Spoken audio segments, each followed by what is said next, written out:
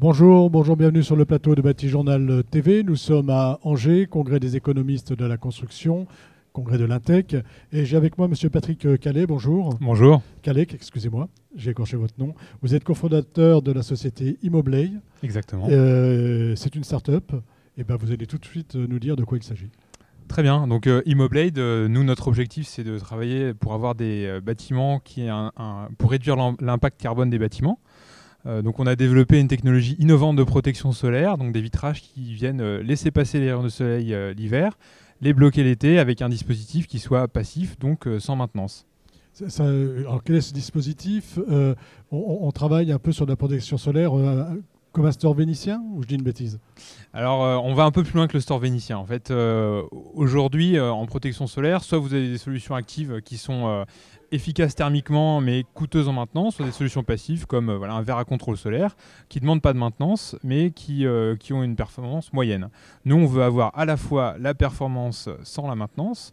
Et du coup, comment est-ce qu'on fait? On vient de positionner des lames au sein du vitrage avec une orientation particulière qui est personnalisée pour chaque bâtiment en fonction de l'orientation de la façade et de l'attitude du bâtiment. C'est-à-dire qu'à chaque fois, on va aller calculer l'orientation des lames en fonction du positionnement pour avoir la bonne pénétration solaire et en même temps la bonne protection. Exactement, c'est tout à fait l'idée. C'est ce qu'on a développé, c'est une technologie issue du spatial. Technologie issue du spatial. Alors là, si c'est issu du spatial, c'est fantastique. Mais aujourd'hui, où en êtes-vous? Alors aujourd'hui, on a passé des étapes importantes pour une start-up, donc la définition de nos produits. On a des produits qui sont matures, on les a posés sur des bâtiments au cours de l'année 2019, passé une première levée de fonds et aujourd'hui on est en phase d'accélération commerciale avec nos premières livraisons qui vont intervenir cet automne. Voilà. Et quel type de bâtiment, par exemple, vous avez équipé? Donc des écoles, des bâtiments de bureaux, on a fait des démonstrateurs notamment pour le groupe GA. Et puis les premiers bâtiments qu'on livre aujourd'hui, des bureaux essentiellement, que ce soit les bureaux eux-mêmes ou des halls.